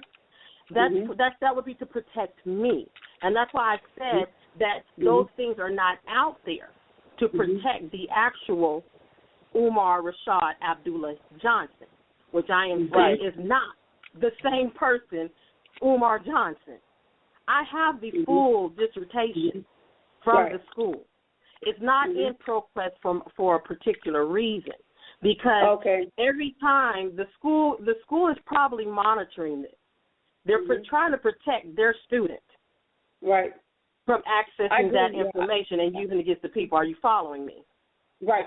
Yes. Okay. I never believed when I first saw his name, because Akbar has the 2 different papers that I sent him. I knew right away something was up with the different names. I didn't do the research you did, but I felt something was wrong. Because why would you do your name like that? Why would you? That's a pretty big difference between names that you're putting out. We have the full name, government name that he allegedly going by, but I will not disclose that because if I do, he will take that and run with that. You understand what I'm saying? Yeah. Yes. That's why he's probably calling you names. In my blog I asked for a photo ID. Because that's why you have government issued photo IDs so that people can know with a photo that you are indeed who you say you are. Because there can be several Umar Johnsons, okay? There can be several Chantel Beatty, several Chantel Alexanders. I need to see that photo ID issued by the government. Yeah, but you know how they really your driver's license, they have your fingerprint. You're right. You know how they really know who you are, even though people know me, and I have to start, say I do a contract, they want me to do a special project, even though they know who I am, I have to go down there and get cleared again by the Department of Justice and the FBI through fingerprints because they want to know, have you been using another name? They run you for AKAs, and then they're going to make me do drug testing again. Oh, in my FBI security clearance, they went and talked to my family, my family, and everywhere that I had lived since the day I was born, the FBI went and did a full investigation. Yep, they want to know. And somebody online, Chantel, just so you know, there was a woman online that was calling you. I'm not spreading dissension. People don't understand what you mean when you say FBI check because she was saying, I'm sorry, she wasn't about you, it was about Kim Ringgold. They didn't understand what was meant on the last show when it was said FBI check, and I think you also mentioned yours. Yes, people don't understand. Me and Kim's was separate. Yeah. What happened was Kim was being accused of prostitution or whatever because of someone using her name, which was identity theft. So what Kim did to render herself was she contacted the FBI, and she got that corrected, and she literally posted online, hey, this was a mistake. It's not me. Somebody stole my name. Here it is. That's not who they're talking about. You know, she did that. When I talk about an FBI security clearance, that's because I used to work for the United States government and the military. So in order for me just to have a simple job with the government, just a job, okay, this is the things that I had to go through. So those were kind of 2 different things. I hope that answers the question. Yeah, it does, but people are online saying they made it sound like, because they don't understand the difference, when you have to go down there and run your prints to see whether or not you've used, if you're going by AKAs to try to trick the government, because people try to trick the government to do things. So that's why they run the fingerprint check, you know, the live scan check to see if you've been arrested since the last time you run fingerprints, or if you're using an AKA. That comes up on fingerprints. First of all, let me tell you something. If you're certified, in order for me to become a certified teacher, the government got my fingerprint. So right. It's all on there. When I work for the government, they have your fingerprints. They have Go ahead. What I'm saying is this: say, for example, I'm just using you as an example. Say that you went and got arrested. I'll say DUI. I'm just throwing it out there. And then you gave Chantel Smith, and they fingerprinted you. Say that you did that, and you got fingerprinted for a job. Then it would show an AKA. That's why they make me get fingerprinted again. They want to know if I got arrested and put another name in there. If I got arrested and put another name in. That's why they make you run fingerprints. They want to see if you've been putting AKAs in the system. If you've seen some criminals, because I know this, I work with people that are on parole, I get their papers, and honey, they got like 15 AKAs. Well, the men who have AKAs, now it's different from men and women, because women who've been married, like I said, I will have an AKA of Chantel Beatty or Chantel Alexander from previous marriage. So those will be AKAs also that are legitimate. But when you're looking at a man, right. I'm talking when you're about looking at criminal. a man, it's like, okay, right, I'm talking about only in a criminal data bank. I'm talking about when they run your prints. Because I'm talking about criminal check. Even though they know me, if they want me to work on a project, when I got to go to the court or the juvenile hall or the prison, they have to run my prints, and they want to see if I've been arrested and if I try to use another name. That's why people don't understand that, okay? So if he ever has to run fingerprints, they're going to see if he's trying to use another name, if he's gotten in any trouble. But he stays away from anything where you have to do something like that. He stays far away. So when he gets caught one day, and I know he's going to get caught because I feel it, because I work with this population. Trust me, okay? He's going to get caught. When he goes to court, I can guarantee you they're going to say UMAR Johnson, a.k.a. Trust me, I know. Okay.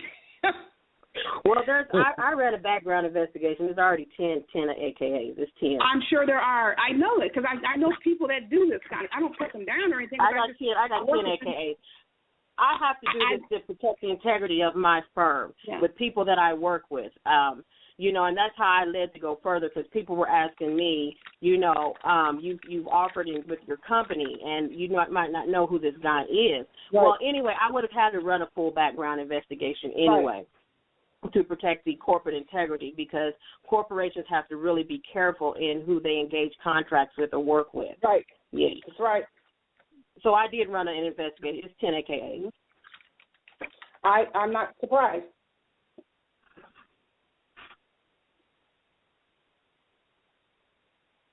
I'm not surprised, And if you've seen my latest blog, you will see UMAR Johnson is married and an Arabian. All right, is that the one where's that posted? That was probably the latest one. I didn't reveal too much information from that because, like I said, he watches the information that we put out in order to kind of retailor it. That's why everything he may be saying different things in different places. He pulls that information and he tries to tailor it to what it is. So I only gave limited information. Because he took the principal off his website. He used to have principal. Because I was following all the things that he was saying, all this job titles he was having. He's taken the principal off his website. He used to call himself a principal, but that's gone. But he calls himself principal on Twitter because he can block more people from Twitter. He can't block people from his regular website. Boy, he is a shade tree mechanic if I've ever seen one. He's not the person that everybody. Of course he isn't. Trust me. And I don't mean in that respect. I mean legally. I never. That's why I didn't give him one red cent. And trust me, I'm not trying to act like I know it all, but you do. I've dealt with real criminals. He's got nothing. He's got nothing on the people that I have to deal with. He's amateur. And you know what? I said that in one of my videos. I said amateur.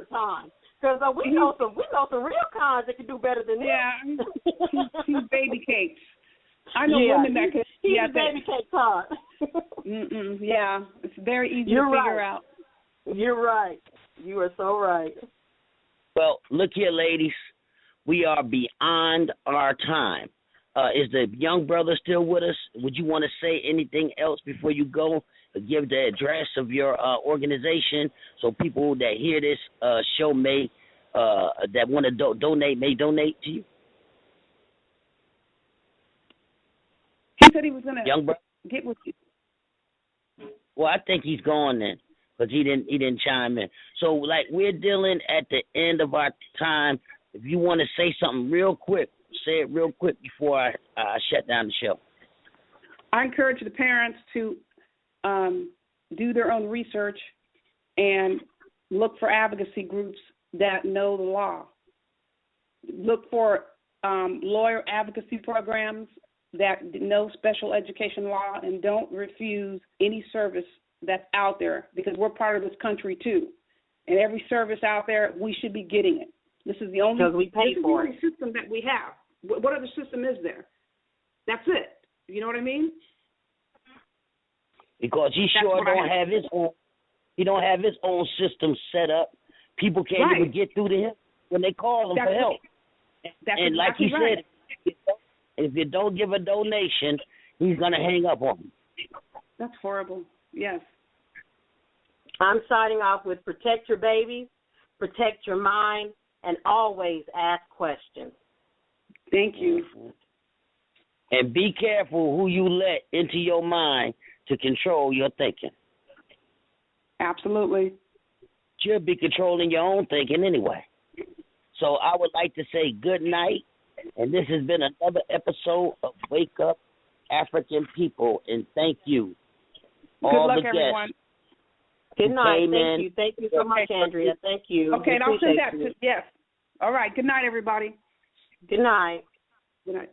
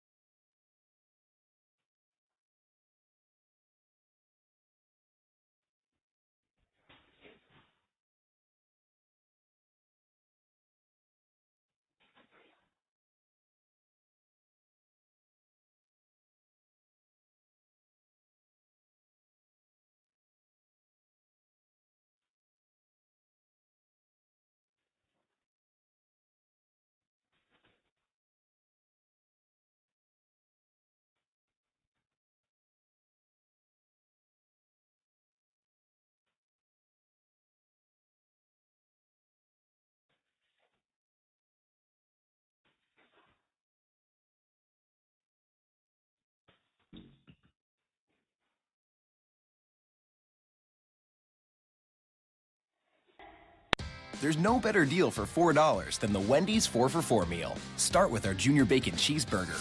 Made with fresh beef and freshly cooked bacon, crisp all-white meat chicken nuggets, natural cut fries, and an ice-cold Coke. All for just $4. No one makes $4 sound as good as Wendy's. Get more for $4. The 4 for $4 meal deal. Now at Wendy's. Offer includes small fries and drink at participating Wendy's for a limited time. Prices may vary. Offer not valid in Alaska and Hawaii. Fresh ground beef available in the contiguous U.S. and Canada.